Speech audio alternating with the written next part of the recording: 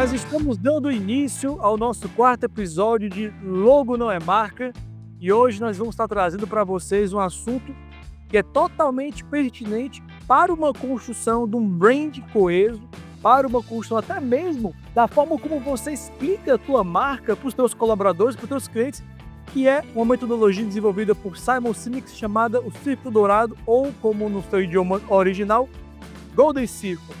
E o que seria o Golden Circle? Antes disso, vamos aqui com os nossos colaboradores da mesa, por ordem alfabética. Diego Costa, por favor, Diego, se apresente.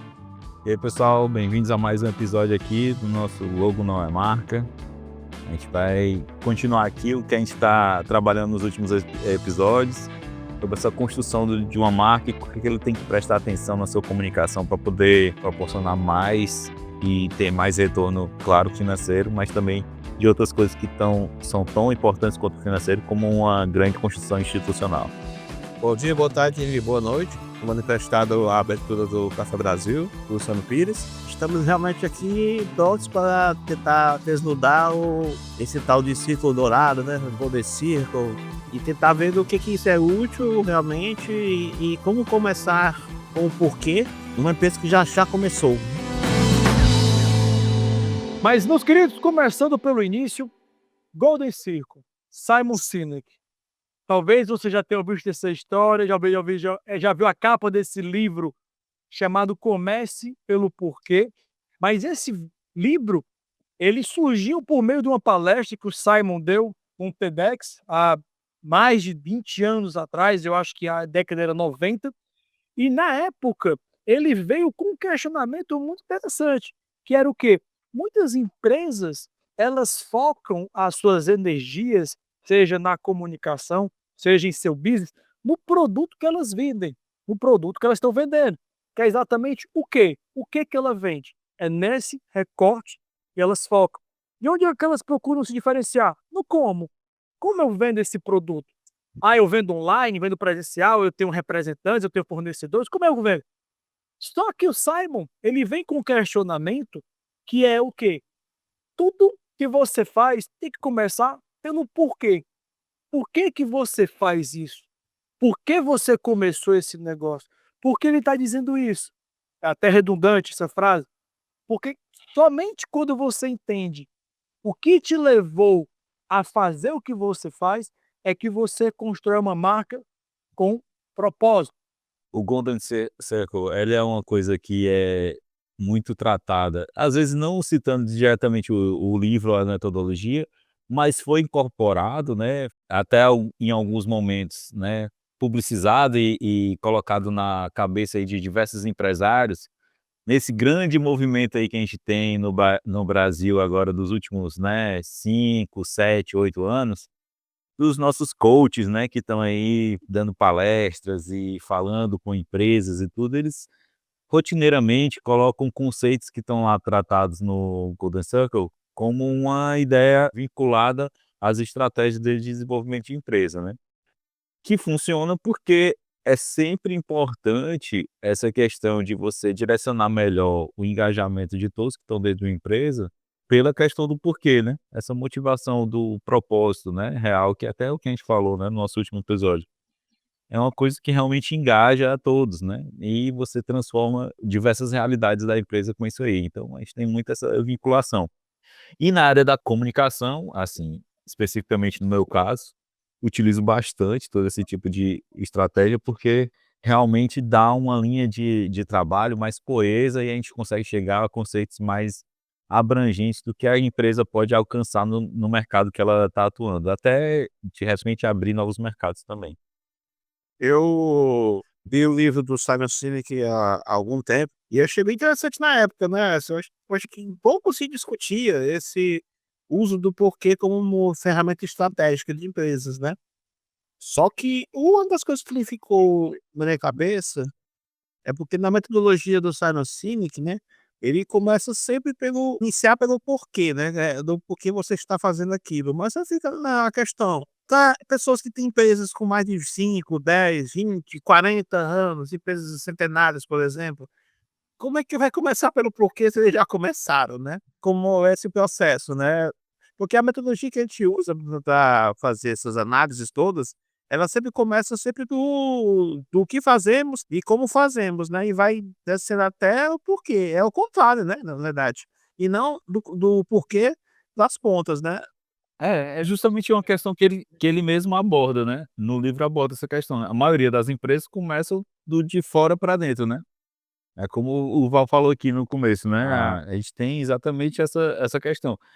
Ele coloca isso até colocando, assim, como um divisor de águas das empresas que vão se formar a partir de já conhecer esse tipo de metodologia, quão é benéfico você utilizar isso, né. E a gente tem alguns exemplos reais de empresas que fizeram isso, né, essa inversão, né, de começar mesmo ela já tendo começado e tendo sido bem-sucedidas em alguma esfera, né, especificamente da criação dela, ela conseguiu depois visualizar isso e transformar para trabalhar o de dentro para fora, né. Mesmo ela já tendo sido bem-sucedidas no de fora para dentro. Uma delas é a Nike, né. A Nike ela começou realmente só com essa questão da venda diretamente de sapatos, né, a gente até tem um filme que a gente citou aqui, né, da O Air Jordan? o Air Jordan, exatamente, Zé, valeu. Ele mostra um pouco, né, claro, tem toda a fantasia do roteiro e tudo, para poder construir um filme de 1 hora e pouco, né, a gente tem que ter algumas inserções mais rápidas de conceito, mas a Nike realmente era uma empresa que era muito baseada nessa questão direta do esporte e uma marca para esportistas, né, somente para esportistas sérios e tudo isso aí. Então, eles tinham um público bem restrito nesse sentido, mas o Phil Knight, né, o cofundador da Nike, ele ajudou a pensar nessa comunicação de que todos que têm um corpo são atletas. E aí vem o slogan e a mensagem, né, icônico, né, da Nike, "Just do it", né, que é essa filosofia de simplesmente faça, né, e é uma filosofia em que qualquer pessoa pode estar dentro, né. E esse impacto dessa estratégia foi muito forte, porque é exatamente vinculado ao porquê deles, né. O que você faz, você vende, mas o porquê ele inspira. E é muito mais forte, mais duradouro e possível de virar um legado do que o quê, né. O quê pode ser copiado, o porquê muitas vezes não. Falando um pouco, né, tipo assim, sobre a minha experiência com essa metodologia. Eu comprei o livro do Simon, nós estamos em 2025, tem uns 4 anos, mais ou menos 5 anos. E quando eu li aquilo ali, cara, gente, explodiu minha cabeça. Se você não leu ainda, eu começo por porque leia, porque explode a cabeça. E eu dei uma pesquisada aqui, fazendo aqui uma retificação aqui na minha fala, o vídeo dele é de 2009.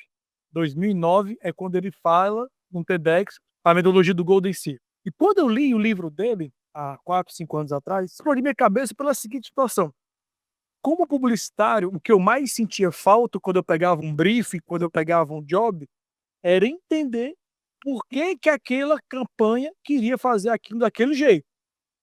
Ah, é por uma estratégia. E eu notava que às vezes eu fazia a campanha, participava daquele processo junto com a equipe da agência, e passava 2, 3 meses, aquele mesmo cliente vinha e ele queria algo novo, que muitas vezes não conectava com aquilo que ele tinha feito há 3 meses, 2 meses atrás. Era o mesmo objetivo, vender. Era só vender por vender, não tinha uma conexão, não tinha uma construção de um valor de marca, né, o que quem já ouviu a Ana Couto falar, ela fala muito sobre o equity da marca. O que é o equity de uma marca? É o valor da marca, é o valor que você sente, não o valor que você paga, é o valor que você sente, é o que você guarda no coração, na mente, não no bolso.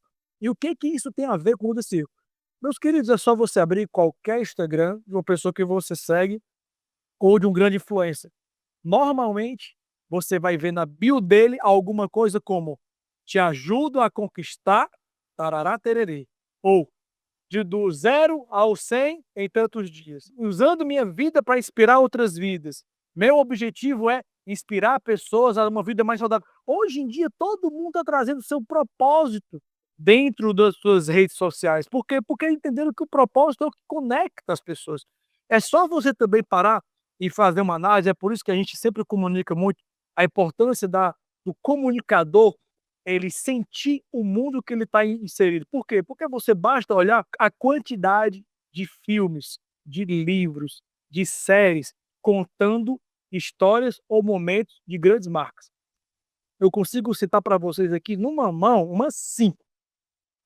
Tem uma marca de, se eu não me engano, é champanhe, que foi a viúva, que eu não vou saber pronunciar o sobrenome dela, mas quem conhece sabe que é uma embalagem laranja, que a história dela virou filme, virou livro e é fantástico. Tem um seriado na Apple TV chamado The New Look, que fala um pouco sobre o Christian Dior, fantástico. Você vê o filme da Nike, você vê um seriado como teve também da família da Ralph Lauren, tem um documentário, tem o da Ferrari, Coco Chanel, como você quiser chamar, tem vários também. Então, aonde você abre um streaming, tem pelo menos 1 ou 2 seriados explicando algum momento de uma marca ou de um produto. Então, por quê? Porque as pessoas querem se conectar. E o que faz essas marcas grandes, centenárias, ficarem até hoje, é porque elas se conectam com o público. Você pega a Coco, ela era extremamente rebelde e revolucionária para a época dela, e ela se conectou com outras mulheres que quiseram ser rebeldes e revolucionárias e ainda assim ser femininas. Se você pega um Steve Jobs, que é o que a gente sempre muitas vezes cita aqui, ele quis revolucionar um computador pessoal na casa de cada um, ele tinha um propósito claro. O Golden Circle fala sobre isso, sobre propósito. Porque o propósito, como o Simon fala muito no livro, é a única coisa que ninguém pode copiar. O que você faz e como você faz, qualquer empresa pode fazer, mas como você faz, a forma que fez você fazer, isso é incopiável. Porque o que é o como? O como é a visão da marca, é a missão. E marcas têm visões e missões semelhantes. Se você vai comprar uma marca, uma moto Yamaha ou Honda, o como delas é o mesmo, é entregar uma moto para você. E o que que ela faz? Ela entrega moto, que é exatamente a proposta de valor. O que que você vai entregar? Uma moto. Mas o porquê você faz, isso tem outra dimensão. Você citou o Steve Jobs, né? Até o Steve Jobs é um dos mais citados no livro do Simon Sinek, né? Interessante como você disse, né? Porque ele se encaixa nessa categoria de empresas que já existem há algum tempo, né? Porque a Apple existe desde o começo dos anos 80, né? Se eu não me engano, ou dos anos 70.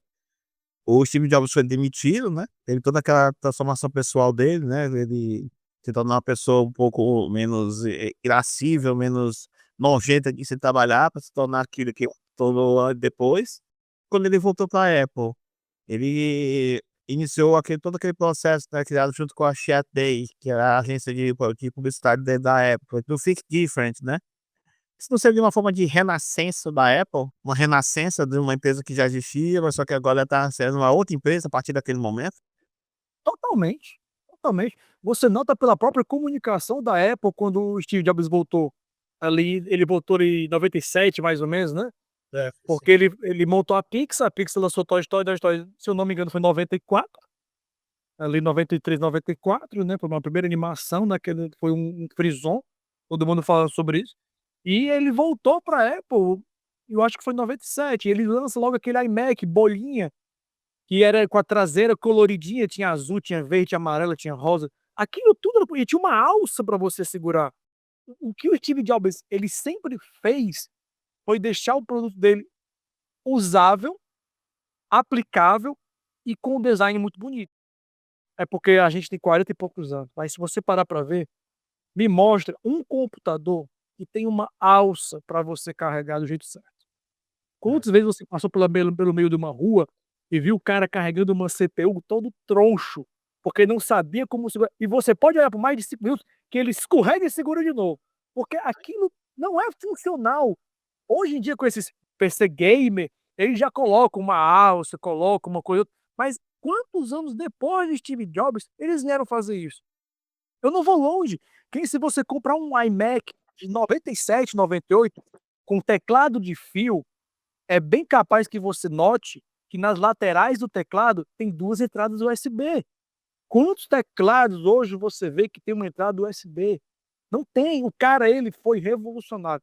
Ele transformou a experiência por completo, não só de você ligar e usar, mas até a forma de você carregar, manusear aquele equipamento.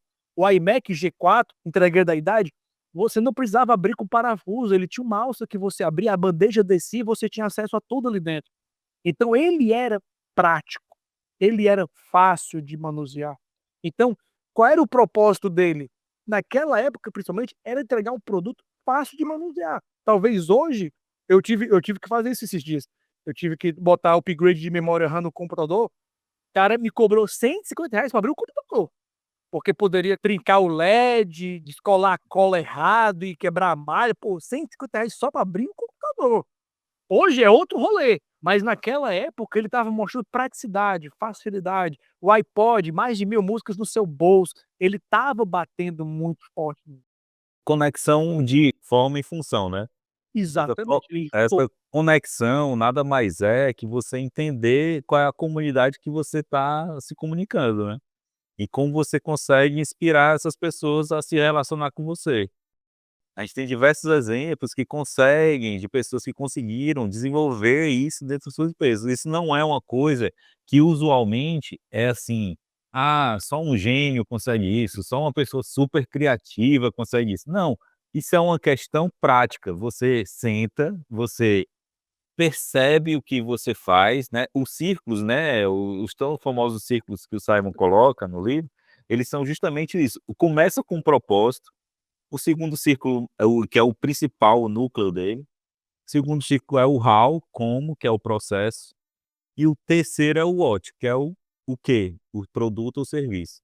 Então, logo após o propósito, as pessoas podem imaginar assim, ponto, já identifiquei qual é que é a minha razão fundamental aqui de existir, e agora eu já vou já conectar melhor meu produto e tudo. Não, ele pede para você prestar atenção então no seu processo. Por que que o processo é importante? Porque o processo envolve exatamente essas dinâmicas que o Zé está falando, né? A gente consegue perceber coisas dentro do processo, então você consegue dar mais retorno para o seu cliente, entendendo melhor o processo. A gente já citou aqui o McDonald's funciona e lançou esse estilo de fast food de uma forma tal, e ele foi desenvolvido mundialmente dessa forma, porque ele se concentrou, depois de descobrir seu propósito, ele se concentrou no como, no seu processo, e em valorizar o processo, né. Eu digo que a parte do como seria a parte total dedicada ao marketing, né? O marketing da empresa, né? Que quer elaborar todos os processos e maneiras de levar o produto até onde o consumidor final. E quais são todas as possibilidades desses produtos, né. Essas possibilidades desses produtos e de serviços também que você pode fazer, essas ramificações, elas são todas baseadas em depois você de entender o seu propósito, você consegue ampliar suas ramificações. Estou concordando com vocês em tudo aqui e eu quero contribuir, por quê? Porque é exatamente o que vocês falaram sobre o colaborador. Porque quando você tem uma empresa e o teu porquê ele é claro, ele é viável, ele é aplicável, ele é vivo, você primeiro conecta pessoas que pensam como você, querem o mesmo que você. E para você, como o Silvio falou, cara, e aí o marketing vai lá e consegue desenvolver, desenvolve, por quê? Porque você já entendeu qual é a base. Então, se você entende a base, você entende, tipo assim, cara, o nosso porquê é o quê? Cara, nosso porquê é desenvolver sanduíche, McDonald's, é sanduíche. Cara, eu estava esse fim de semana com a minha família no shopping. E a gente estava sentado, a gente estava comendo, eu estava sentado exatamente em frente ao McDonald's. Meu Deus do céu, gente, tipo assim, faz muitos anos que eu não como no McDonald's, mas eu lembro que eram basicamente 7 ou 8 sanduíches. Na minha época era quarteirão com queijo, o chicken, o cheddar, o Big Mac, o McFish, o McLanche Feliz, e eu acho que era isso. Talvez eram 7 sanduíches. Eu estava lá ontem, no domingo, fim de semana agora, cara, duplo quarteirão, triplo cheddar, onions não sei das coisas, cara, vários produtos. Por quê? Porque eles entenderam qual é a base deles. A base deles é aquilo dali. Então eles vão construir em cima daquilo dali. Mas não vão deixar de ser aquilo. Por quê? Porque eles têm um porquê bem enraizado. Por que que grandes marcas arrastam colaboradores? Porque elas têm um porquê bem enraizado. Porque elas querem ser diferentes, porque elas têm um porquê que justifica. É por isso que se você, na época que a publicidade estava na moda, em alta, você passava ali na Avenida Paulista, você via grandes agências, quando alguma agência dizia: "Abriu vaga para estagiário na África". Cara, fila gigantesca, porque o pessoal queria viver naquela atmosfera da África. Vaga na Macan e outras agências, a galera fazia fila, porque a atmosfera de agência mexia com as pessoas queriam viver um mundo vislumbrante da publicidade, dos festivais e tudo. Então, a galera queria estar lá dentro, às vezes de graça. Eu digo porque a primeira agência que eu trabalhei de graça. Quando eu digo de graça, nem ajuda de custo. Eu pagava para estar lá dentro. Todos O que passamos que eu por isso. fazia? Eu lembro como se fosse hoje, o atendimento dizia: "Só não atrapalha". Eu digo: "Tudo bem". Eu ia lá só para olhar, para pegar nos anuários, para ver como é que eram as coisas, ver um processo de criação, porque eu queria fazer parte daquilo. Então, o meu porquê se conectava com o porquê da agência. E muitas empresas, elas precisam exatamente olhar novamente para isso. Aí a gente traz aquela pergunta que o Silvio trouxe: "Nossa, mas a empresa que eu tenho, eu já trabalho nela há 8 anos e eu não sei o porquê dela. O fundador morreu, tem outra geração assumindo". Tenta entender, tenta olhar para trás. Por que que isso foi importante para eles? Por que que eles montaram essa empresa? Muitas vezes você vai escutar aquela frase: "Porque dá dinheiro". Mas se você cavar um pouco mais, você vê que outras coisas naquela época que ele montou também dava dinheiro. Mas por que que ele montou aquilo? Aham. Ah, não, ele montou uma sapataria porque dá dinheiro. Sapataria tem 50 anos, mas 50 anos atrás também roupa dava dinheiro, supermercado dava dinheiro, oficina dava dinheiro. E por que que ele montou a sapataria? Talvez porque quando ele era pequeno, ele era criança, ele sempre teve o sonho de ter um sapato branco e ele nunca teve, e ele falou: "Cara, eu quero proporcionar que as pessoas tenham um sapato que desejam, porque o sapato branco que eu queria, eu não tinha na minha cidade, era na cidade da minha madrinha, 200 quilômetros de distância, e quando eu tive a oportunidade de ir lá, não vendia mais. Então eu sempre fiquei com isso frustrado, porque quis ter aquele sapato branco e não teve". A gente não vai longe não, eu estava vendo um case de Fortaleza, do dono do Maraponga Marte Moda, é que o sonho dele era ter uma pastelaria. O cara tem o quê? Quantos anos o cara tem? Ele já tem perto aí dos seus 80 anos quase, já tá quase com 80 anos. E agora ele montou o que ele mais queria, que era uma pastelaria, cara. É, ele foi fazendo o que dava dinheiro, o que Você dá funcionava, dinheiro.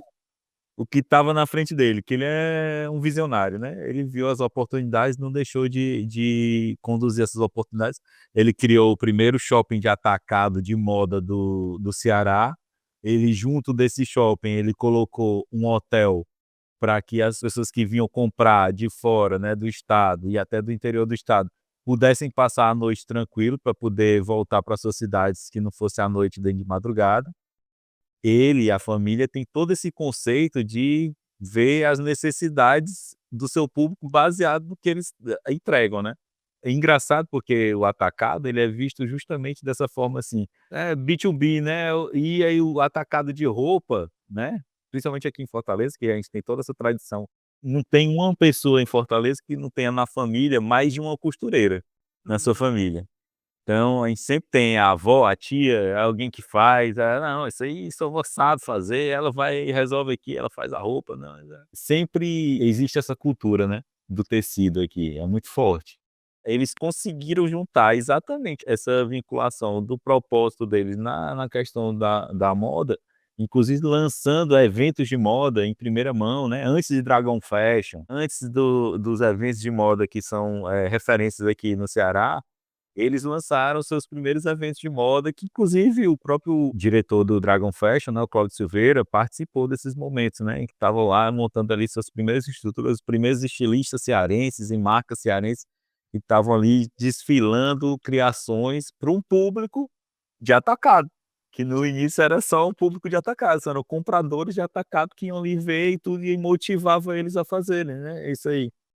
E hoje ele diz isso: "Agora eu tenho liberdade para poder usar o dinheiro para criar alguma coisa que eu quero", né, ele diz: "A minha família acha uma loucura eu abrir um negócio", é porque ele fica lá, ele fica no balcão, ele faz o pastel, ele tá lá com o público, porque o que ele gosta é isso, e ele criou toda a dinâmica de como é que é o espaço, de como é que seriam as cores, porque o sonho dele era montar essa pastelaria, e ele tá super feliz.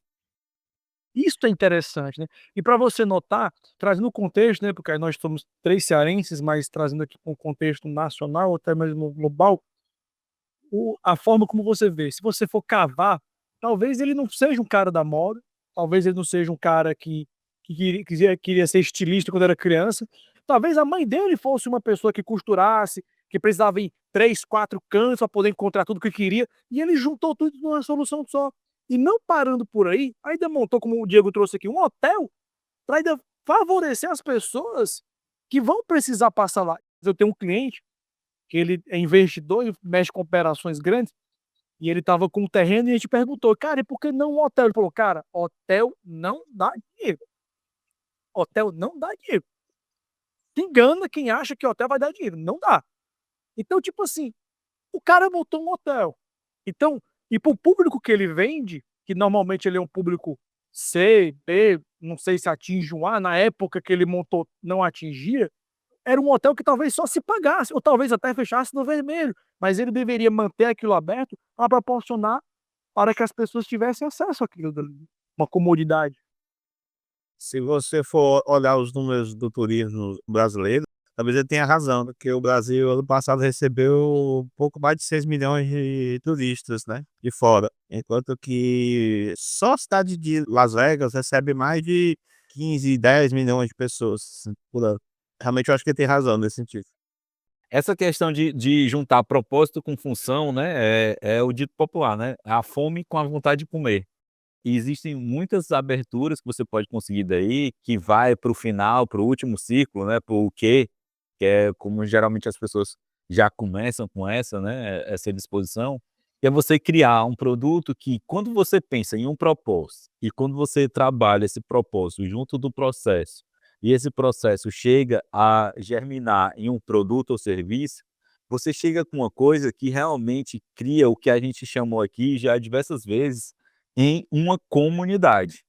Por que que a gente bate tanto nessa história de comunidade, né? Por que que a gente debate e fixa tanto esse tema, e por que que a gente coloca ele com uma importância muito grande? Se viesse para mim e falasse: "Ah, Diego, como é que você faz a engenharia reversa do que você pode atingir de melhor com a empresa que você trabalha com comunicação?" Rapaz, o que você pode atingir de melhor é quando você consegue criar um sentimento e mais do que isso, criar realmente uma comunidade. Porque a comunidade é uma questão orgânica. Você não pode forçar uma comunidade a existir. Você não pode criar uma comunidade. Você pode fazer ela prosperar. Para fazer ela prosperar, você tem que preparar o terreno, que a gente pode chamar do propósito. Aí você tem que colocar a semente, que a gente pode chamar do processo, que a gente vai esperar germinar e chegar no produto e serviço. Que é uma coisa que, tipo, o cara da Starbucks, o Howard Schultz, né, que é o ex-CEO dela, participou exatamente nesse momento, que é um dos cases também que a gente pode ver do de fora para dentro, né, que começou, segundo o Simon, do jeito errado, né, que é já existia o serviço, já existia o produto, mas a Starbucks não era a Starbucks multinacional que a gente entende hoje. A Starbucks era uma cafeteria que tinha um certo sucesso, mas era igual a outras que existiam no mercado. E ele percebeu que o de trabalhar o conceito, que é uma coisa que é exatamente a cerne da questão mundial hoje, que é criar o conceito do terceiro lugar, que é o quê? Você tem o trabalho e você tem a casa. E ele criou o conceito do terceiro lugar, que todo mundo tem esse terceiro lugar. Ele só colocou isso dentro de um negócio. Todo mundo tem. No seu dia a dia de trabalho, casa e outros afazeres que você faz diretamente, você tem um lugar que você vai para relaxar, para pensar, que não é a sua casa nem seu trabalho. Você vai para se entreter, para ver a vida passar, para se comunicar, para se conectar com seus amigos. Você tem esse terceiro lugar. Tem gente que é um bar, tem gente que é uma praça, tem gente que é um shopping, tem diversidade de propósitos e lugares aí. E ele colocou isso dentro de um negócio que é, na cafeteria, você tem um lugar que é esse terceiro lugar, é que você sempre retorna a ele. E aí junto dele eu conectar o propósito de entregar esse serviço de qualidade com drinks que são personalizáveis. Você chega com uma possibilidade de novidades sempre, dependendo da estação você tem outras coisas diferentes que são adicionadas ao cardápio. É um serviço fast food, né, que a gente pode chamar, tem essas características, e junto disso você tem um lounge com cadeiras super confortáveis, com poltronas bacanas, com luz indireta. Aí ele começa a trabalhar a questão das cores do lugar, dessa identificação de pessoas que estão nesse momento entre trabalho e casa, entre afazeres e alguma outra atividade. E aí você cria uma comunidade que vai lá, que às vezes pede uma água e vai embora, mas aquele é seu terceiro lugar. Você se sente bem-vindo, né, sendo um Starbucks, né. E esse lance de anotar o nome da pessoa no copo, foi eles que inventaram? Pô, e já tinha esse serviço, né, esse serviço já é uma questão das diners, né, americanas, né, era sempre tiveram essa questão, né, aquele sentimento antológico que a gente tem, né, lúdico até, né, que todos nós latinos temos por conta da inserção hollywoodiana nas nossas cabeças da literatura e da comunicação visual dos Estados Unidos, aquelas diners das garçonetes, né, que pegam seu pedido, elas sempre anotam, né, Darling, né, what's your name? Aí bota ali o nome do querido na ficha, e é o que está vinculado ali para entregar. Então eles só transpuseram um pouco disso também para essa vida, porque também personaliza, né. Por mais que tenha a brincadeira lá de que ninguém anota o nome direito, Diego chega Daniel lá do outro lado, mas essa questão de você ser atendido pelo seu nome, também faz parte dessa coisa de você tomar posse do lugar onde você está indo, né. É um lugar que as pessoas anotam o seu nome, sabe qual é o seu pedido, você vai se relacionar ali, tem essa inserção também das pessoas, que aí gera engajamento dos seus colaboradores, né, que é a questão também de trabalhar o propósito, não é só você eu vou criar um terceiro lugar, que esse lugar também vai ser um lugar de preferência das pessoas que vão trabalhar aqui. Não adianta de nada se você não tiver trabalhado o propósito do processo, porque a pessoa vai chegar lá e vai ser maltratada pelo seu funcionário, não vai ser bem atendido, não vai criar um vínculo com aquelas pessoas. Então é realmente um lugar que você vai rotineiramente, as pessoas já vão saber mais ou menos qual é o seu pedido, faz parte do processo de atendimento deles, né. Eles se atendem com um sorriso, né. É. Eu li um livro dele, achei sensacional, né, realmente ele trabalhava em outra empresa, uma empresa sueca. A empresa que ele trabalhava vendia um produto para Starbucks. Ele falava: "Cara, essa empresa compra muito". Um dia quero ir lá ver, pois olha, ficou assustado, porque quando chegou lá, era uma cafeteria pequena. Por quê? Porque eram 3 caras, parece que eram 3 engenheiros, que amavam café e faziam aquilo como uma espécie de hobby. Um deles nem trabalhava lá, parece que um trabalhava, 2 trabalhavam lá e o outro era só um sócio investidor, só ia no fim de semana, só ia de noite, coisa assim. E ele ficou alucinado, alucinado pelo aquele, ele falou assim: "Cara, isso aqui tem muito". E ele disse: me contrata, eu quero vir trabalhar para vocês". Ele ficou apaixonado, porque é o lance do propósito que eu estava falando aqui. O cara levou ele para explicar, fez todo o roteiro. O que é o café, como é que é a torra, como é que é o processo, por que vai para cá, por que vai para lá, por que que eles só compram aquele produto da marca que ele vendia, não compram outro produto. "Ah, mas tem um produto que o que vocês compram, vocês usam uma vez e joga fora, a gente tem um produto que tem uma solução mais prática", por exemplo, filtro de café. Tem um filtro de papel, tem um filtro metálico, ou um filtro de pano. Não, porque o filtro desse jeito aqui, assim, ele deixa um sabor, deixa um gosto, e é desse jeito não deixa. Então eles tinham todo o processo, o cara se apaixonou pelo processo e disse: "Cara, faz uma proposta que eu vou trabalhar pra vocês". Ele falou: "Não sabemos nem o quanto você ganha". Ele falou: "Cara, eu ganhava muito, eu ganhava muito bem". E eu disse: "Eu vou pelo que eu ganho". Eles falaram: "Não temos como trocar você, você mora em outro estado", parece que eu morava em Seattle, "não temos como trazer você pra cá". Não temos como fazer isso. Cara, pois eu vou pela metade do que eu ganho. Cara, ainda assim, não temos. Cara, ele quase mendigou o emprego. Ele falou que foi meses, meses paquerando, oferecendo metade do salário para poder ir trabalhar lá. Por quê? Porque ele se conectou com o propósito da empresa. Com o propósito da empresa. A importância do porquê é muito claro, né? O livro é muito bom, vou até deixar como dica. Mas, para vocês entenderem como o propósito, ele tem que ser claro. A primeira vez que eu fui para São Paulo, a primeira coisa que eu queria fazer era ir numa Starbucks. Porque eu via nos filmes, eu via nas fotos, eu via nos Instagrams, eu via no Foursquare, o pessoal botando muito a xícara. Eu comprei uma xícara do Starbucks para trazer para casa. O copo que eu tomei, eu usei ele por uns 3 dias, lavando o copo para poder, porque eu não queria quebrar aquele momento, aquela magia que existe, porque aquilo constrói realmente o desejo. Eu lembro que quando eu viajou uma vez, minha filha devia ter 12, 13 anos, ela queria um Starbucks, porque queria bater a foto no Starbucks dela.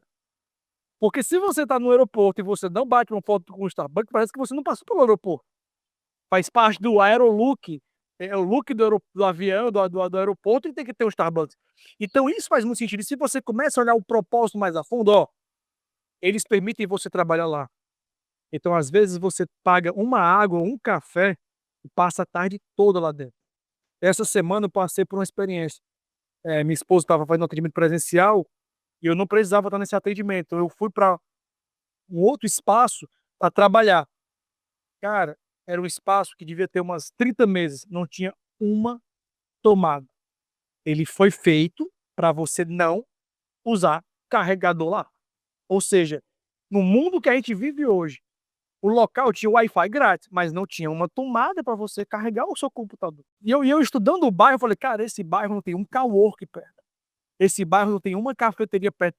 Esse espaço poderia absorver essa demanda". E era um espaço que tinha lojas vazias para alugar, tinha espaço para você montar um cowork, um espaço para você desfrutar disso, e eles não aproveitavam aquilo ali. E você vai para o Starbucks, eles querem que você fique, às vezes, tomando uma água. E outro ponto importante no Starbucks, eles têm um espaço entre mesas grande. Se fosse uma empresa preocupada só com lucro, eles iam encher aquilo de mesa para você exatamente ganhar mais espaço, metro quadrado de atendimento. Então, para você ver, a preocupação dele não é com isso. Gente, eu não sei o nível de interesse ou de participação do mercado que a nossa audiência tem, mas é só você ir numa loja de shopping. Entra, por exemplo, numa Renner, em Riachuelo, e entra numa loja tipo Zara, você vê a distância entre as áreas, entre os espaços, muito espaço de circulação. O Diego já comentou isso em relação a um shopping que ele tem como cliente, ou que ele atende, ou que ele analisa. Corredores largos, espaço. E outro ponto interessante para você ver como comunicação é tudo. A história, como o Silvio trouxe aqui, o nome no copo. Se você pega um livro antigo, mas que tem várias edições, chamado Como Fazer Amigos e Influenciar Pessoas, uma das regras do livro é: todo mundo adora ouvir seu nome. Talvez seja a palavra que as pessoas mais gostam de ouvir depois de "eu te amo", é o seu próprio nome. A pessoa vê qual é o seu nome e você deixa de ser uma senha para ser o seu nome ali, aquilo cria um vínculo. Eu fui no Pizza Hut, a pessoa perguntou: "Qual é o seu nome?" Aparecia meu nome ali no painel. Aí você vai no Calzone, no McDonald's, aparece só o número do pedido, 794, em preparação, 794 disponível. Mas na Pizza Hut já tem o nome, no Starbucks já tem o nome. Então você cria uma familiaridade, seu nome está sendo chamado ali. Isso cria um vínculo. Esse vínculo e comunidade é super importante. Pegando pelo outro lado, né, como o Simon colocou, a nova geração de empresários ou de pessoas que estão atentas a isso, elas já constroem negócios que funcionam de outra forma. A gente tem uma empresa que é a Bandit Running. Como é que surgiu essa empresa? Ela surgiu como um grupo de corrida, como diversos grupos de corridas estão acontecendo aí, explodindo não só aqui no Brasil, aqui já é uma tendência que está chegando até mais recente, né, mas já há muito tempo acontece nos grandes centros urbanos, Nova York, Londres, Paris, todos eles têm grandes grupos de corrida, que isso aí é o quê? Você criou já uma comunidade dentro de um propósito que já tem já um modo de execução, eles já estão já conectados ali. E a Bandit Running, ela criou espaços de convivência que por acaso tem produto, mas é essa mesma a concepção deles. Eles colocaram de uma maneira as lojas, né, que não podem ser chamadas de lojas, são realmente espaços de conexão dessas pessoas que fazem parte do grupo de corrida. Então, eles têm locais, então salas bacanas em esquinas que fazem parte ali do circuito, onde as pessoas estão perto de parques da cidade, de praças, de locais onde de encontro já que acontecia dessas pessoas. Aí você tem dentro roupas, acessórios que funcionam, fazem parte da vida dela, e expostos de uma maneira bem não evidente, não usual, não é uma vitrine. Você não passa por eles e vê assim: "Ah, tem uma vitrine ali de uma loja", não, você vê que é um espaço de convivência, que as pessoas estão ali conversando, estão ali com a roupa de academia, estão às vezes com a roupa de trabalho, passaram para encontrar com alguém para combinar uma corrida mais tarde. Então realmente são os espaços de troca, e que você acaba recebendo ou comprando mais do que se você estivesse diretamente conectado na loja. Porque veja, eles conseguem com isso quebrar uma linha primordial da venda, que é você fazer o seu consumidor ir direto ao seu produto. Porque quando você coloca uma loja com vitrine, você tem a barreira assim, se eu entrar, ou eu tenho que estar interessado em alguma coisa, ou eu tenho que já ir comprar alguma coisa. Quando você tem um espaço de convivência, o cara entra e tal, e aí ele fica à vontade, aí vai para o que a gente falou até no último episódio, de que ele para de pensar na compra. Você conseguir que seu consumidor pare de pensar que existe um processo de compra, é uma coisa essencial para o mundo de empresas modernas, do que a gente fala aqui, que a gente discute de comunicação assertiva, que é exatamente quando você sentimento de comunidade, ele traz isso, é de pertencimento. Aqui é o meu lugar, aqui tem coisas que conversam com a minha realidade, com o meu perfil, com quem eu sou no mundo, como eu me identifico como pessoa nessa sociedade. E aí você tem uma adesão quase que espiritual com o seu propósito, das pessoas que se encontram pela primeira vez com você. Quando você tem o porquê e o propósito bem definidos, né, você citou esse exemplo, né, até os esforços de marketing que você tem que fazer para convencer a pessoa, né, a consumir o seu produto, né, são mais fáceis de serem usados, né, mas é mais barato, vamos sendo bem grosseiro, né. Uhum. Faz parte muito do meu trabalho hoje em dia, eu analisar esses caminhos de como que as pessoas estão interagindo com os ambientes, com as realidades, em como elas se colocam no mundo e tudo. Eu baseio muito as minhas pesquisas de comunicação nisso, né. E tem uma tendência muito grande de mudança de perspectiva das pessoas, principalmente depois da pandemia, de mudança de relação com coisas e com marcas e com estruturas, né. Outra tendência muito grande que estou percebendo são festas diurnas. E são festas diurnas que, por exemplo, começam em cafés. É uma coisa já consolidada em grande parte da Europa, já.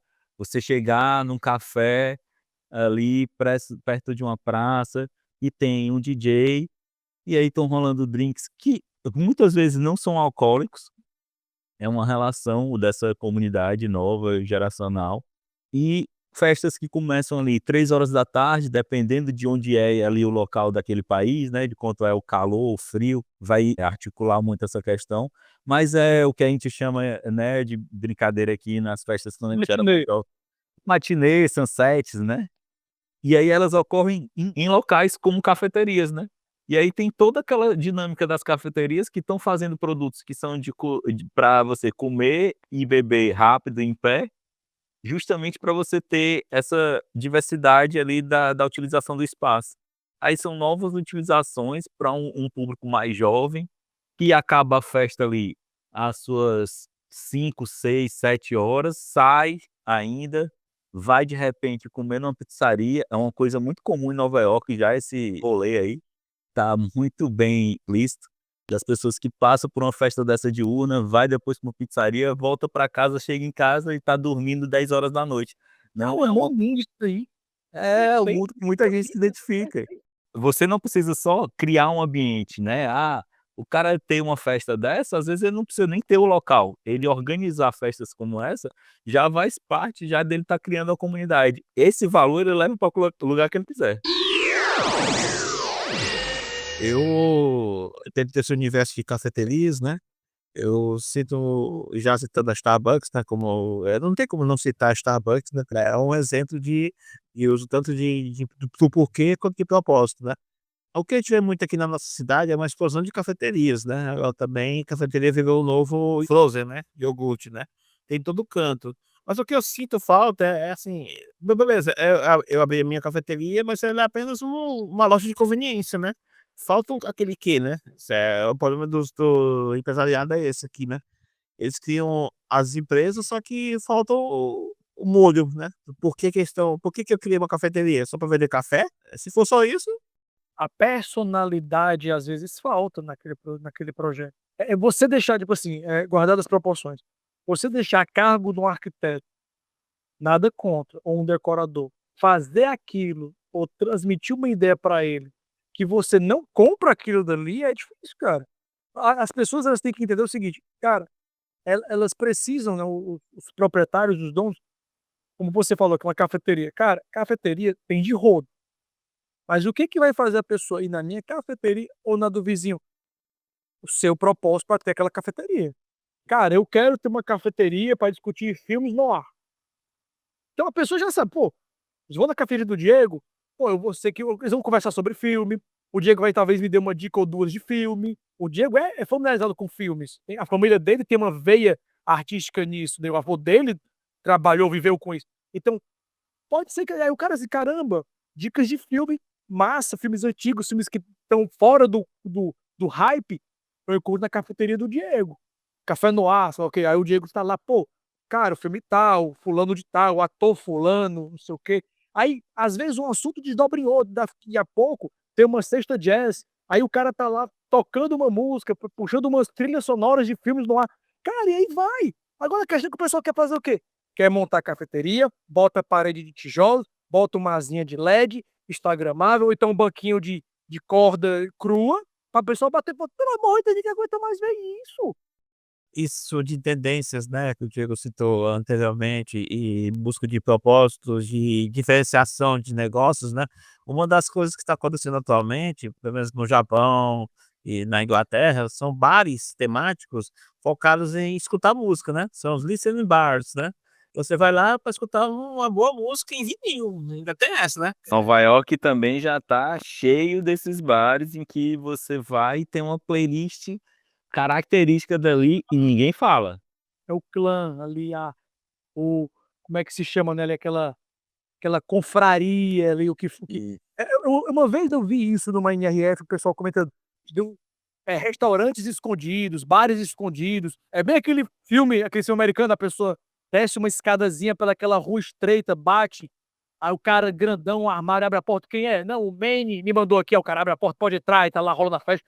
Então, a as pessoas desculpa, gostam disso. a gente lançou isso na Casa Cor Ceará, a última Casa Cor Ceará, a gente tinha um bar secreto, e realmente não era aberto aos visitantes, as pessoas tinham que descobrir onde era, e a gente fez só eventos secretos lá e para convidados específicos, o lugar onde a gente tinha essa motivação aí. Onde a Yakuza se reúne, a Casa Nostra se reúne dentro daquela cozinha, é onde rola a festa de verdade. Porque hoje em dia, principalmente, todo mundo quer ser especial. Então, as pessoas elas querem ter uma coisa que é só dela, que não está divulgada para a grande massa, que nem todo mundo sabe. É engraçado que a gente vive num mundo que é tão instagramável, e você às vezes o cara até posta no Instagram que tá no local, mas não diz onde é. A pessoa pergunta: "Ei, onde é que é isso aí? Onde é que é isso aí?", o cara ignora. E é interessante exatamente você ver como a gente está discutindo aqui, a percepção do mercado. Na NRF agora desse último ano, que eu até vou para uma pós-NRF agora, estava comentando exatamente sobre isso. Os espaços como locais de encontro. Você tem um negócio, você tem uma loja, você tem uma empresa, onde as pessoas possam se encontrar para conversar sobre aquilo. Tomando o lugar que existia muito na época das locadoras de vídeo.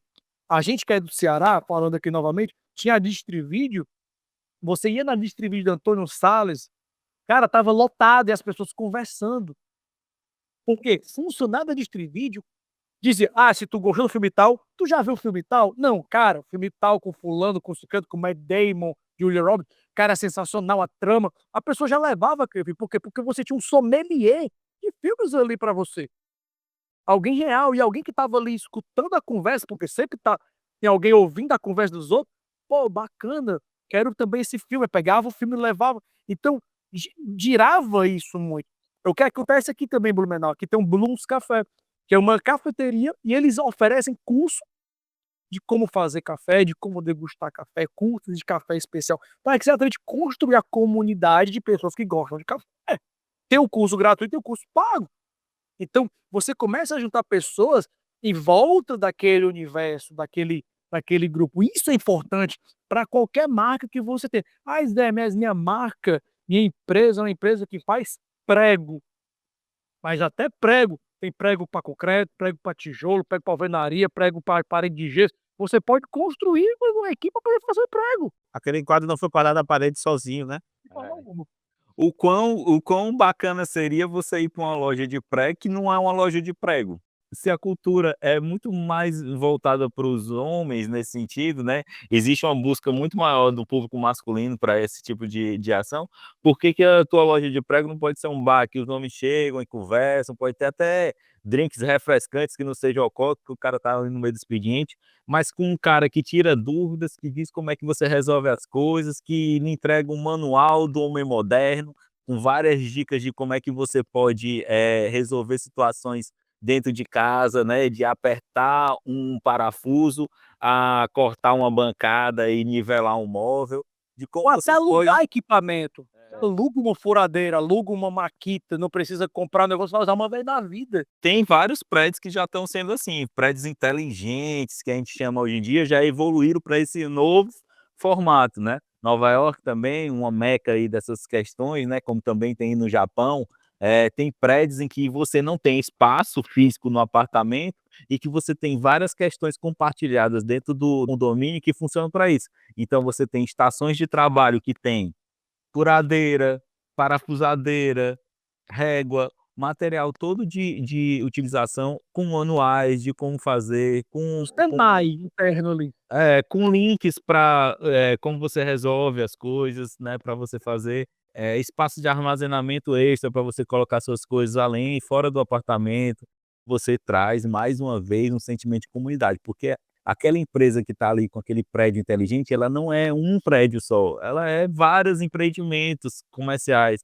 Ela dá workshops de como você conseguir fazer isso aí. É muito bacana o mundo que a gente vive hoje, que você não está mais vinculado a ter só um tipo de empresa ou de empreendimento direcionado para uma coisa só, né.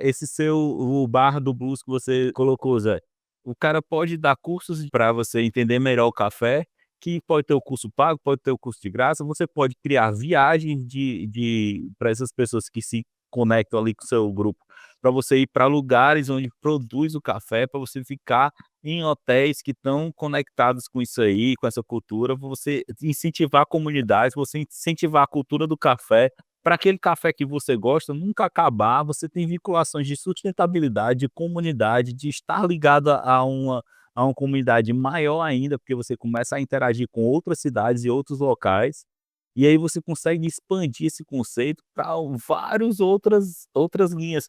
E você, como empresário, pode ter participações em todos esses negócios. Dois pontos que eu quero trocar aqui, exatamente isso.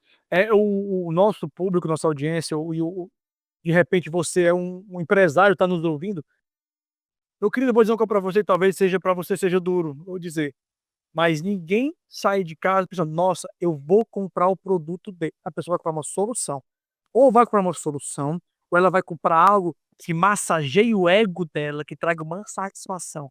Minha filha, o aniversário dela de 15 anos, o sonho dela era ter um iPhone novo. Ela tinha um iPhone que a gente comprou seminovo para ela e ela queria um zero. Ela não dormiu até o dia que a gente foi na loja comprar o iPhone dela. Ela ficou virada, esperando a hora de comprar esse iPhone. E comprou, ela tirou da caixa, ela fez a primeira configuração e ela foi dormir, porque ela estava virada. Por que que uma menina de 15 anos, no caso da minha filha, ela tinha tanta necessidade de um iPhone? Ela não trabalha com vendas, ela não trabalha com fotografia, ela não trabalha que precisasse daquele telefone, mas aquele telefone tinha um apelo emocional para ela muito grande. E o que a gente tem que entender exatamente, a sua marca, ela tem que ser um canal de transformação na vida de uma pessoa. Eu vou dizer para vocês um exemplo, que é exatamente o segundo ponto que eu vou tocar. A gente foi para uma palestra uma vez, e quem estava dando a palestra era um cara de construção civil. E esse case é aqui em Florianópolis.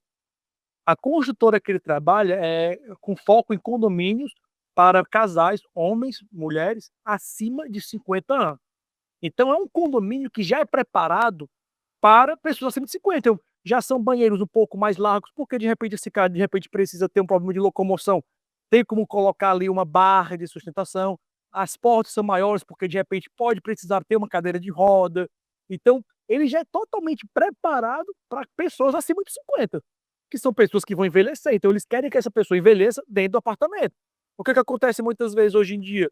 Os apartamentos são tão otimizados que às vezes, se a pessoa tiver um problema de mobilidade, ela não consegue passar por uma porta, ou o banheiro ela não consegue nem entrar se ela tiver que usar um andar ou uma cadeira de rodas. E esse empreendimento é focado nisso. As antigas kitnets hoje em dia são chamadas de estúdios, né. O kitnet hoje é estúdio, então flat, dependendo do bairro. Então, olha a sacada que eles tiveram. O que foi que eles notaram? a maioria dos homens acima de 50 anos gostam de lavar seus carros. E por isso, muitas vezes, eles não vão morar em prédios, porque eles gostam de lavar o seu carro. Então eles construíram uma estrutura dentro do condomínio com exatamente 2 vagas para que as pessoas possam lavar seus carros. A pessoa tira seu carro da garagem, leva para esse espaço, já tem a mangueira, já tem toda a conexão e ela lava o seu carro lá. E ele fala: "Cara, é uma coisa sensacional. Você vê gente pegando o carro de R$ 400.000 e ele lá, de bermudinha da Adidas, sem camisa, lavando o carro dele, morto de feliz". Cara, é o prazer do cara. Eu digo porque, por exemplo, meu pai tem 68 anos, ele mora em apartamento, e ele fala que a maior resistência para ir para um apartamento foi porque ele deixa ele lavar o carro no fim de semana. A gente morava em casas de, como o pessoal diz nos Estados Unidos, de subúrbio, que a pessoa botava o carro na calçada. Meu pai era botava o carro na calçada, comprava ali as 3, 4 latinhas de cerveja, botava ali em cima de um banquinho, ia tomando a cerveja, lavando o carro dele, depois encerava, enxugava. Era uma terapia que começava 2 da tarde até às 6 da noite e terminava com o carro na garagem, onde ninguém pegava até basicamente domingo à noite, se fosse para ir para a igreja ou na segunda-feira para trabalhar, para não estragar o trabalho de um dia.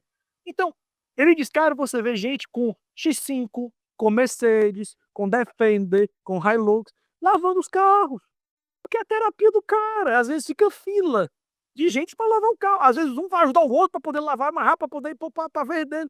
E fala: "Cara, é divertido de ver". Mas é o quê? É um perfil de público que eles entenderam. Mas a idade e o passar do tempo é uma realidade para todo mundo, né. Exato. E se tem uma coisa que existe nos estudos da terceira idade, né, que é comprovada, é a motivação deles pelo propósito, pela necessidade e por ser importante para uma função, né, é ser necessário para uma função. O meu pai, quando era mais novo, sempre falava assim, quando a gente via, às vezes, uma senhorinha varrendo ali as folhas que caíam da árvore da rua ali na frente de casa, né. Sempre que a gente passava por uma senhorinha assim, ele falava: "Ó, tá vendo isso aí é porque a pessoa não é porque ela quer, ela tem que deixar ali, é porque ela sente que existe um propósito dela poder fazer alguma coisa ali para mudar a paisagem ali da casa dela. Então ela se sente bem, tem uma correlação em ter deixado aquele ambiente de uma forma e ela ter sido a pessoa que executou aquela função. O cara pode pagar uma pessoa para lavar o carro dele, mas ele quer ter o sentimento de que ele foi necessário, a atuação dele física foi necessária para aquele carro ficar limpo. Então tem esse sentimento de realização, né, que a gente com o passar do tempo, né, por ficar mais velho e tudo, que as coisas vão se organizando na vida das pessoas, elas ficam com menos essa sensação, né, tem que trabalhar menos, se aposenta e tal, fica com essa sensação menor de que: "Ah, eu não tenho tantas coisas que eu realizo que dependem de mim para ser executadas. Eu me aposentei, o dinheiro vai chegar tal dia do mês e pronto, vou resolver". É por isso que a gente vê tantas pessoas também já mais velhas passando mais tempo em supermercado, em shoppings e tudo, porque também essa correlação, assim, essa função eu tenho que executar, porque é o que eu faço hoje em dia, esse tipo de coisa, essas funções básicas e tudo. Se sente útil, com um propósito, com uma realização que está sendo feita, né. É importante as empresas prestarem atenção nisso, ainda mais no Brasil, que a gente está tendo cada vez mais a longevidade na nossa população está cada vez maior, né. Então é um público excelente para você se preocupar com o seu propósito e o valor que você entrega. Acho que a gente falou bastante aqui sobre a questão do foco principal do nosso podcast dessa semana, mas eu queria levantar uma coisa aqui, como eu sou o jornalista e os dois são os publicitários, e o Zé tem essa reclamação recorrente de que a publicidade não está mais no pódio, que não é mais o que era antigamente, né? Essa coisa do povo assim que coroa, né? Me diga o que é que vocês acham, porque eu tenho uma visão diferente, mas aí eu vou deixar primeiro os dois falarem. A gente acabou de passar por um Super Bowl e, historicamente, o Super Bowl é muito mais visto pela grande população mundial os anúncios do que o próprio jogo, né? Virou uma grande festa dos anúncios e das propagandas que são criadas para aquele momento e a expectativa é grande anualmente, toda temporada, né? Para ver esses anúncios, eles repercutem de uma maneira especial, né, e são anúncios muito bem feitos, muito bem, criticados e tudo isso aí. A variedade é grande, vai de filmes da Marvel a lançamento de tecnologias. Então me diga aí o que é que vocês acham desse momento de pódio, que segundo o Zé estão cada vez mais escassos, mas aí da publicidade no mundo, que é uma representatividade de um intervalo de um Super Bowl. Eu acho que o momento do Super Bowl é o momento assim, ideal para as marcas se lançarem, ou então para as marcas reforçarem conceitos ou criar novos produtos. É o momento ideal porque é uma vitrine de milhões de pessoas naquele momento assistindo aquele jogo, né? Não teve muitas propagandas boas e algumas muito fracas, assim, que eu achei, mas da minha, uma das melhores foi a do Google, uma coisa muito bonita que fala sobre etarismo, sobre uma questão muito interessante, sobre o propósito, né? Só voltando a falar e temas que nós já discutimos. Mas eu acho assim, momentos como esse são raros, né? São mais restritos a eventos de grande repercussão ao vivo, né? Como jogos de futebol, jogos de basquete. Eles não são muito vistos assim nos outros períodos da programação da TV. São, claro, né? Eles patrocinam programas, patrocinam jornais, mas isso tá caindo um pouco, assim, você não hoje em dia você não assiste novela para esperar, como antigamente o intervalo da novela para assistir o novo comercial das Havaianas que vai sair, né. Antigamente você dizia que ia sair um comercial no intervalo do Fantástico, era um acontecimento, né. O Brasil até parava para assistir um comercial de TV, né, nos tempos áureos, né. Mas eu acho que isso aos poucos tá acabando mesmo, sabe, Diego. Eu acho que eu sinto falta disso, eu sinto falta de propaganda inteligente na TV, sabe. É uma reclamação, é uma frustração, mas eu acho que na realidade, o publicitário ele precisa ter a sensibilidade de adaptar. Por quê? Porque se você pega, por exemplo, a época dos Mad Men, os caras tinham ali rádio, um começo de televisão incipiente. Nós tivemos os anos 90 com o boom da televisão, começo ali das redes sociais, da internet, nem rede social, internet, rádio muito forte. Mas a publicidade ela entregou a comunicação na mão das mídias digitais. Deu para as mídias digitais, leva o legado. Só que é um legado que você não tem como entregar totalmente na mão das mídias digitais. Por quê? Porque as mídias digitais ela pega exatamente o digital. Ela não vai conseguir, por causa da sua própria nomenclatura, trabalhar o que a propaganda deveria trabalhar. Falando do Super Bowl, como você trouxe, né, eu concordo com você, a propaganda da Google, ela tá numa delicadeza, Excelente. principalmente para mostrar que o cara tá conversando com uma inteligência artificial deles ali. E o quanto a inteligência artificial deles é fluida na propaganda, né. "Nossa, da forma que você falou, não ficou tão claro, me dá mais contexto. Ah, agora ficou muito melhor". Mostra o quanto ela é humanizada. Então ele faz o quê? Ele pega exatamente o quê? A humanidade dele, interagindo com uma inteligência artificial, porque a filha saiu de casa, e a inteligência artificial, aparentemente, se compadece com o lado humano dele. Tipo assim, demonstra um sentimento, o que é muito interessante. É o tipo de propaganda que a Apple faria. Que Sim. a Apple faria. A Apple teve uma propaganda belíssima para os AirPods dela, que é de um cara que está perdendo um pouco da audição, né, e ele não consegue ouvir a filha falando, tocando, e Sim. uma propaganda extremamente emocional. E a da Google você vê que ela vai na mesma linha, né, mostrando o produto não em primeiro plano, mas o produto sempre ali como um coadjuvante ali, interagindo em alguns momentos com o cara, mas basicamente o foco é na vida real dele, né, então a propaganda foi isso. E é como você não comentou, né, é um momento que mais de 120 milhões de pessoas param, então, querendo ou não, a concentração delas está focada ali. Elas não têm o que fazer, elas têm que olhar para aquilo ali, é que nem você anunciar em cinema. A pessoa tá lá olhando para aquilo ali, não tem pra onde ela fazer, ela tem que acessar aquilo ali, ela tá vendo aquilo ali. É um momento de que expressa criatividade, eu acho interessantíssimo. Mas é como o Silvio falou, né, são momentos cada vez mais raros. Por quê? Porque o que eu enxergo hoje é que a propaganda, ela não é mais o anúncio, ela é a sua autopromoção. Eu não faço propaganda minha, por exemplo, eu, Zé Valderico, eu não tenho foto de outdoor comigo lá. Eu não tenho anúncios meus nas redes sociais. "Ah, eu sou o Zé Valderico, publicitário, dono da Trato Comunitário". Não, não tem. A minha propaganda é o meu dia a dia. Então as marcas elas precisam se transformasse no dia a dia dela, propaganda é tudo que elas fazem.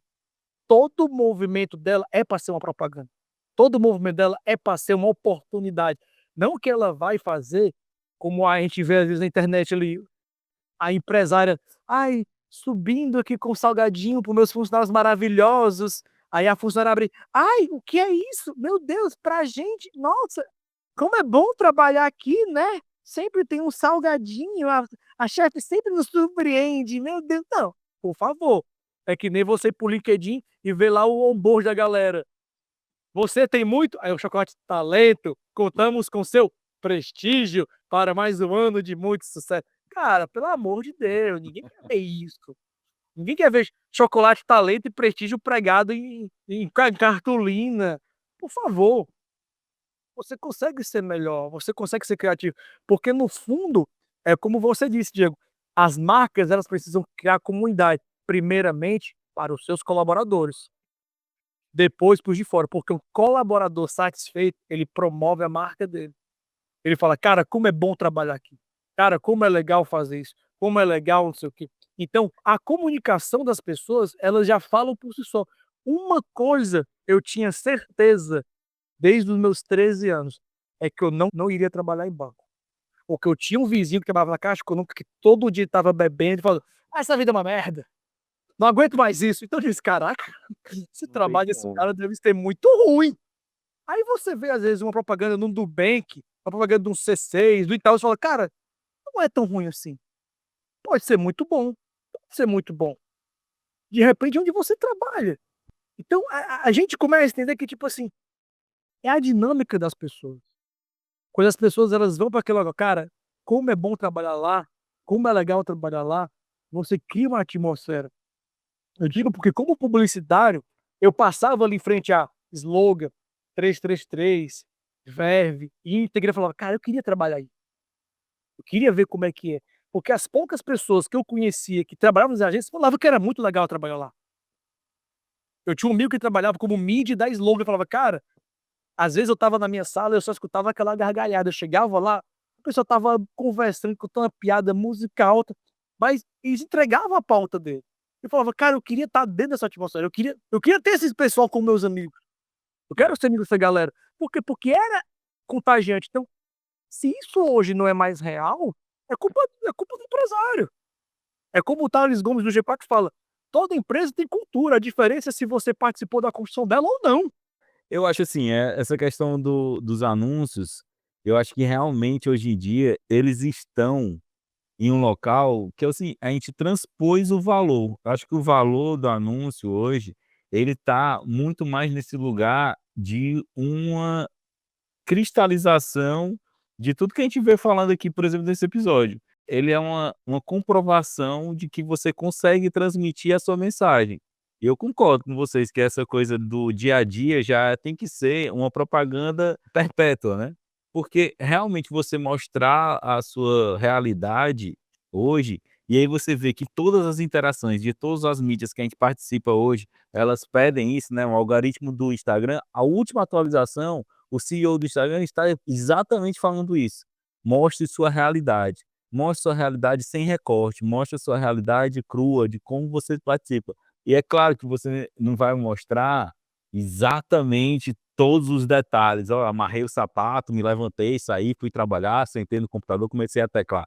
Não, você vai mostrar como é que é esse sentimento de comunidade que o Zé falou, né?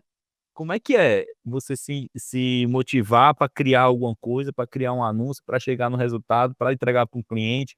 Como é que é essa vida? Como é que participa? São micro realities que expõem como é que é a realidade, como é que você faz o seu propósito a funcionar, desenvolvendo seu processo. O processo é o que a gente faz todo dia. Se ele não tiver muito bem atribuído essas questões do que você entende que deve ser e de como é que é a cultura da sua empresa, o que você entrega, ele não aparece em lugar nenhum. E ele tem que principalmente aparecer dentro de casa para depois aparecer de uma maneira exatamente como você imaginou fora, né. E eu acho que os anúncios que a gente vê em momentos específicos como o Super Bowl, ou grandes momentos em que a gente pode colocar isso, né, até inserções de anúncios que ficam subliminares, né. A gente está vendo um filme no Missão Impossível, por exemplo, como a gente falou aqui, e aparecer uma mo como sempre aparece uma moto da BMW que é lançada ali junto com o filme. Essa construção, ela é um anúncio dentro de uma outra mídia, é um inception, né. Esse inception ele sempre existiu. Olha o volume de uma geração que foi construída fumando cigarro baseado em filmes hollywoodianos de faroeste e de romances noir e agentes secretos. Então, como que essa cultura se perpetuou pelo mundo inteiro e gerou um consumo de um produto específico que foi isso tudo foi pensado para existir, isso tinha mentes, tinha publicitários e comunicadores por trás de tudo isso. Existem publicitários, comunicadores, jornalistas por trás de muitas das coisas que viram tendência no mundo, porque elas podem até existir ou surgir de modos orgânicos ou especiais ao redor do mundo, em comunidades ou especificamente, e o volume que a gente tem hoje de informação na ponta das mãos, faz essas comunidades específicas surgirem mais rápidos, às vezes ao olhar de mentes atentas, né. Mas o que hoje existe da perpetuação dessa comunicação de uma forma eficiente, que cria comunidades, que conecta pessoas que já se sentiam dessa comunidade e achavam que ela não existia, na grande maioria das vezes, um trabalho de um comunicador, de um publicitário, de um jornalista que chegou e está conversando com o empresário ou passou conceitos para esse empresário, que ele conseguiu perceber isso e conectar o seu propósito, seu modo de fazer, o seu produto, à realidade do seu negócio, né, e do seu serviço. Então, é importante, pessoal, valorizem os comunicadores, valorizem o processo, valorizem o que é passado. Você não precisa estar na loucura de contratar já um profissional, mas você entender o valor desses profissionais nessa inserção do processo de definição das empresas e como isso vincula exatamente para a construção de um verdadeiro legado, que é uma coisa que vai durar gerações, é muito importante. Interessante, Diego. 2 pontos que você falou que chamam mais atenção. Primeiro o seguinte, né, um ponto que eu tenho como clareza: os melhores anúncios são aqueles que não têm cara de anúncio. Se você vê a propaganda da Google, gente, quem quiser depois dar uma olhada, propaganda, bota lá Google, Super Bowl, a propaganda no celular. Eu me emocionei, pai de menina. Pai de menina, a gente se emociona. E o que que mostra na propaganda? Na propaganda mostra quanto de RAM tem um celular, qual é o tamanho da tela, qual é o alcance, qual é o Bluetooth, não mostra nada disso. Mostra humanos. Naquela leitura você nota ali pelo ambiente, o cara tá numa cozinha escura, a filha foi pra faculdade, o propósito de vida dele foi amar e cuidar e viver com a filha, mostra que ele viveu intensamente com a filha. É tanto que todo o texto mostra ele procurando emprego, usando a filha como a forma de situações que ele passou. Sei o que que é contornar um cliente, sei o que é lidar com objeção, com frustração, tudo por causa do que ele aprendeu com a filha. Então, o que que a gente nota? A publicidade, ela precisa se ressignificar. Por quê? Porque se você entrar na internet hoje, você vê anúncio, você não vê propaganda, você vê anúncio. Anúncio é o quê? Vendo é quase os classificados. É. Vendo a Opala 74. Vendo roupa de festa. É só anúncio, não tem propaganda. A propaganda ela encanta, ela fascina, ela inspira as pessoas, né. E o que as pessoas mais querem hoje é isso. Se você olhar na última pesquisa que saiu em relação às influencers, eles falam: "Queremos que o publi não pareça publi, não queremos mais a influência fazendo cara de publi de marca". E o que que foi dado como tendência? Que as próprias marcas deveriam incentivar os seus CEOs ou uma pessoa de dentro para ser o front, aparecer, e outra, pegar os seus funcionários colaboradores e incentivar que eles sejam os influencers da marca. Não precisa uma menina vir dizer assim: "Olha só como é gostoso esse brownie dessa cafeteria". A própria pessoa que trabalha na cafeteria pode dizer: "Gente, uma cliente pediu o brownie fulano de tal. Nossa, esse brownie é maravilhoso, porque ele é assim, assim, assado. Olha aqui o fulano que fez o brownie, o que que tu coloca nesse brownie?". E o cara falar. Não precisa uma influencer falar. Ou então você ir para o TikTok lá: "Por que 10 motivos da cafeteria tal ser a melhor da região? Entre e confira comigo", aquela. Primeiro, ela tem um cheddar exclusivo. Segundo, a carne eles que fazem. E aquele cara de babaca. Ou então assim, né, com quantos anos você tinha que não sabia que tal coisa? Você descobriu que não sei o que. Cara, pelo amor de Deus. E é sempre uma voz estridente, né, é impressionante. Cara, garota chata. Isso, tipo assim, nossa, mas dá view. Dá view porque é o que tem. Faz uma coisa É. diferente. Traz uma coisa nova. O problema da comunicação é que a gente, hoje em dia, o que que acontece? Na minha época de áurea de publicidade, era o que, cara, fulano fez uma campanha assim, cara, vamos mostrar que a gente consegue fazer algo mais fora da caixa. Hoje em dia é, fulano fez, olha lá a referência, vê como é que a gente pode copiar, fazer igual. O pessoal quer fazer igual. É isso. Pô, bota aí, a galera se acomodou pra Muito perigoso se tornar refém do viralizar, né. O viralizar, ele não cria comunidade, ele lhe dá uma exposição momentânea. Essa exposição, se você não tem um conteúdo que se relaciona, que se não faz parte do seu mundo, "Ah, eu fiz aqui uma trend que virou um viral e todo mundo ficou sabendo que existia", só que você vai ficar vinculado àquilo ali. É como um ator que faz um papel muito bom e ele fica vinculado o resto da vida àquele papel, ele não consegue transpor aquilo ali. Mister cantor de música só. o Mister Bean consegue, o ator que fez consegue transpor aquilo ali e executar outra coisa, até ele às vezes ficar com a outra idade, né, mais avançada, completamente diferente do ator quando ele fez a série, ele não consegue, ele fica totalmente Harry e Potter, cara. Não, eu cara, olho pro Harry Potter, só vejo Harry Potter. O Daniel Radcliffe da Radcliffe, cara. Daniel Radcliffe, exatamente, é outro que ficou preso, então é exatamente a mesma coisa que você acontece com a marca, né, você fica vinculado àquele viral, né, tem um influencer, o Seu Menino, né, que ele fez a carta da Pfizer, né, e ele sofreu uma crise existencial, um burnout, vinculado a exatamente isso, porque ele viralizou, era exatamente o que ele queria viralizar, ele é ator, é comediante, ele queria estar nessa linha, só que ele viralizou e ficou preso pelo público e pelo que queriam dele, pelo a comunidade que se criou ao redor dele, para criar coisas iguais ou muito parecidas ao que ele tinha feito, e tinha que ser muitas gargalhadas de uma coisa super criativa, e ele teve um burnout, "Eu não consigo fazer isso". É naquele episódio dos Simpsons famoso, né, que o Bart, ele sem querer cria um jargão, né, "Eu não fiz isso", lembra disso? Todo mundo queria ver o garoto que não fez isso, não fez isso, até que chegou o momento que esgotou, né, assim, a fórmula, né, do episódio. Sempre você sempre está nesse problema. E sobre isso, viu, cara, eu me lembrei também você falou de virais, né, eu me lembrei que até um tempo atrás, né, quando o termo viral se tornou viral, né, o desespero das agências em tentar criar um viral, né. Isso foi até tema de uma dessas provas daquele antigo programa O Aprendiz, aquele reality show. Sim, é, o Walter Longo e o Roberto Justus. Exatamente.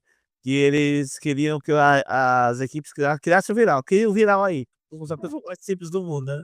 O viral, como ele mesmo, a definição dele mesmo, né, é exatamente essa coisa que acontece, que você pega, né, você é surpreendido, né, o vírus você é surpreendido, ninguém fica procurando pegar um vírus, né, ele acontece, né, com você. Ele é inesperado, como você disse, e como a propaganda do Google, né, nós citamos aqui o comercial do Google, ele é verdadeiro, entendeu. É. Acho que a palavra É a grande diferença, né, é você conseguir aglutinar em um anúncio o propósito de uma empresa e você se tornar reconhecido por isso, é diferente de você viralizar. Viralizar, você não necessariamente, e na grande maioria das vezes, não está conectado com quem você é de verdade, porque ele trouxe uma emoção exacerbada sobre uma questão que aconteceu. É por conta de uma situação que não se repete, né, que foi, que não foi pensada, foi natural, foi acidental, então ela é inesperada, né, é viralizada, né, por conta disso. não tem Quando como. você transmite por um anúncio como o do Google, aí você já está em outro nível, né, você é a composição real do que é que significa aquela empresa, né. E para vocês verem que o anúncio do Google, ele foi exatamente aquilo que a gente comentou durante o episódio. Ninguém sai de casa para comprar o seu produto porque, ai meu Deus, minha vida vai mudar. Seu produto tem que ser um canal de satisfação para a vida daquela pessoa. Em toda propaganda, o celular do Google, ele aparece, mas não diz qual é o modelo, não diz nada. Ele é simplesmente um canal para contar uma história. Como a história de pessoas, elas podem ser melhor com o seu produto. É sobre isso. O Seth Godin, naquele livro Isso é Marketing, ele tem uma ilustração que eu acho maravilhosa, que ele fala o seguinte: imagine que tu vai para um canto, um restaurante com uma pessoa, e chega nesse restaurante, a pessoa fica falando dela mesma. Sai eu e o Diego para um restaurante. Eu digo: não, Diego, é porque eu sou um cara assim, eu sou assim, eu sou muito criativo, sou um cara que as pessoas podem contar sempre. Porque eu sou uma pessoa que sempre. E o Diego fica lá ouvindo eu me gabar. A marca que faz isso, cara, é chata. Se você parar para poder fazer essa analogia na vida real, você sairia com uma pessoa que vai ficar se gabando? Não vai. E mesma coisa a marca. Se a marca É, ficar se excelente analogia, é exatamente isso. cara, eu achei fantástico. Cara, 2 livros, Cris, 2 livros que mudam o jogo. Isso é Marca, de Seth Godin, Comece pelo Porquê, do Simon Sinek. São 2 livros indispensáveis. Se você não leu, leia esses 2 durante o ano, para tudo que você está fazendo e vá ler esses livros, porque é indispensável, seja você publicitário, marqueteiro, influencer, dono de empresa, veja esses 2 livros, porque é exatamente sobre isso. É como eu posso ajudar. A comunicação é sobre isso, é eu chegar por aí e falar: "E aí, Diego, como é que tá a tua vida, cara? Pô, eu tô pra cara, posso te cara, eu tenho como te ajudar nisso daqui". "Ô, cara, é mesmo? Como é que tu faz?". "Não, eu sei fazer assim, assim, assado". "Pô, pois vamos trocar ideia melhor". Vai, cara. É sobre ajudar.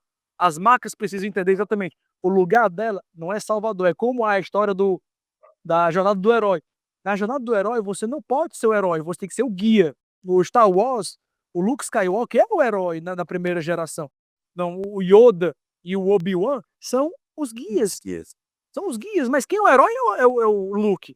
Então a gente, como marca, como publicidade, tem que ser facilitador. Nós temos que ser o guia para que o consumidor ele seja o herói. Quando o guia é bom, as pessoas vão atrás.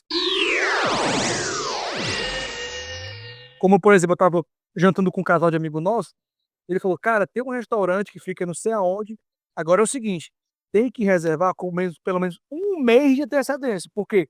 Porque o cara é um chefe que ele abre a casa dele, tem poucos meses, tipo 3 meses, ele fala tipo assim: "Cara, é o seguinte, olha pra tu ver como é que é o nível". Ele participou de um desses programas de reality de alimentação, de comida, qual é o esquema?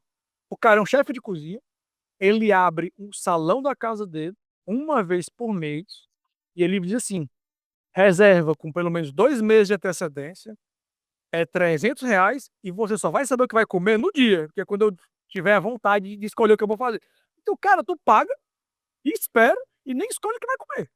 E tem fila de espera pra comer lá. Por quê? Porque pela experiência que o cara cria. O cara chegou no nível de dizer: "Meu amigo, você vai comer o que eu escolher, você é um convidado pagante, mas é um convidado". Isso é um game para outro tipo de marca, mas o que serve para todas é, se você não se valorizar, as pessoas vão valorizar você pela régua delas, não pela sua. Essa dica E fica aí pra é um risco qualquer que negócio. você não quer correr. Eu espero que não, porque põe na sua cabeça uma coisa, se você fica com aquela história de que vai vender para todo mundo, você não vende para ninguém, e se você achar e quiser entrar na guerra dos preços, você sempre vai ser o conveniente. No dia que tiver 50% de centavo mais caro, o cara troca você pelo outro.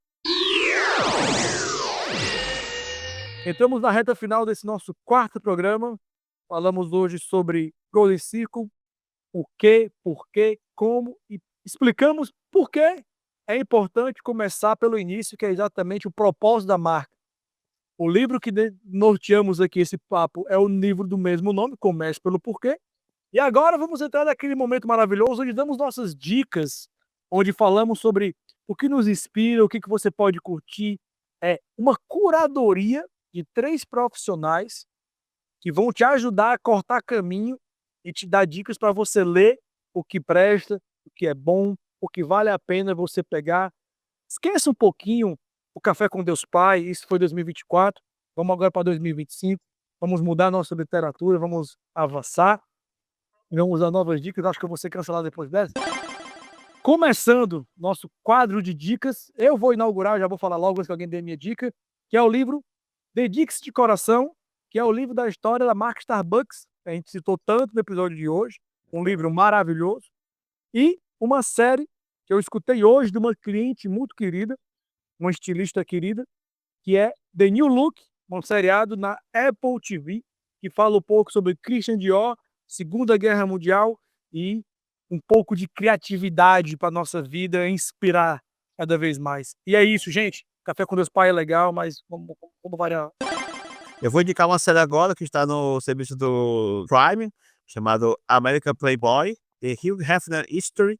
É uma série de 2017, se eu não me engano, acho que foi uma das primeiras séries produzidas pelo Prime, que é uma espécie de documentário dramatizado, que mostra assim a história de como o Hugh Hefner teve a ideia de criar a revista Playboy, e de quanto essa marca foi importante para várias coisas, né? Porque ela foi, na minha opinião, uma das primeiras marcas multimídia. Era uma revista de costumes, né? Que se focava no tipo de homem, no homem moderno.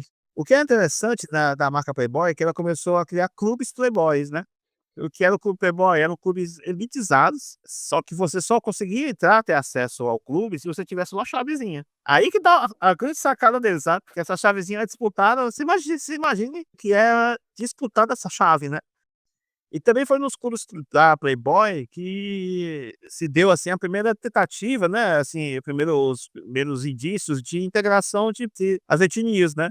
Ele convidava, né, os cantores negros, né, de jazz e de blues para se apresentarem lá e não entrava pela porta de trás não, né, como era muito comum na época, nos anos 50. Eles entravam pela porta da frente com toda a pompa e circunstâncias, eram as estrelas do momento, entendeu. Isso na época foi até uma coisa meio revolucionária. Fora isso, né, teve as outras marcas dela, né, que ela criou cassinos, ela criou hotéis, né, TV Playboy, todo um conglomerado de empresas com a marca Playboy, né. Por isso que eu digo, né, que é uma marca que se estende para outras mídias, né, como hoje em dia é comum, né, a gente vê isso, né, como a Red Bull, por exemplo, né, é um exemplo disso, né, de marcas que se expandem para outros meios, outras mídias. A Playboy fazia isso nos anos 50. Uma série muito interessante, vale a pena assistir. A minha também é uma série, também do Prime Video, da Amazon, né, a maravilhosa Miss Maisel, né. Eu acho muito bacana, porque é uma história fictícia, mas tem vários fatos reais envolvendo e tudo isso aí, porque a autora escreve muito bem, a roteirista, né, da série. É bacana porque é uma história de uma garota judia que consegue quebrar padrões e virar uma comediante de stand-up de sucesso. São 5 temporadas, né, já é finalizada, é uma história completa, e é muito interessante a construção da personagem e a interação dela com esse mundo dos Estados Unidos, em Nova York, dentro da comunidade judaica, e todos os preconceitos e questões que ela tem que quebrar para poder atuar, com o propósito de vida dela, que ela descobre na noite. Eu tô contando isso, não é spoiler, porque é o primeiro episódio, na noite em que ela acaba o casamento dos sonhos dela.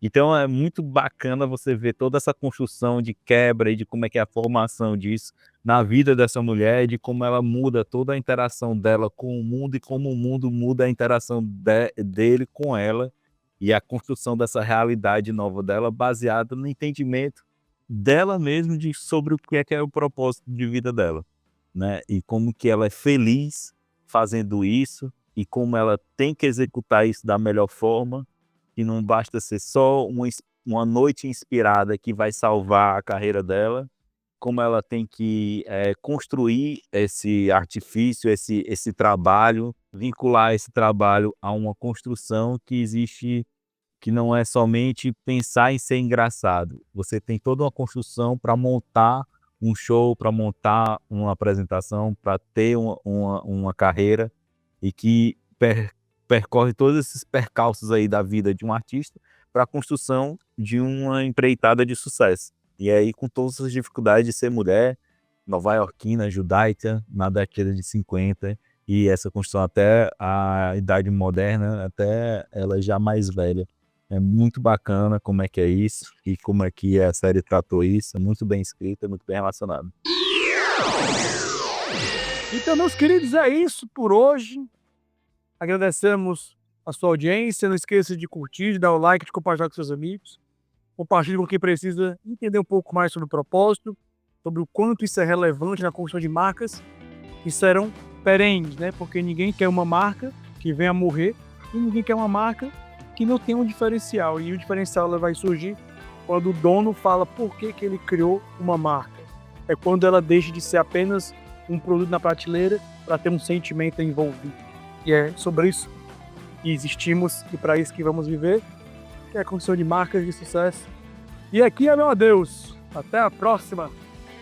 Obrigado, pessoal. Construa seu legado. Pega essas dicas.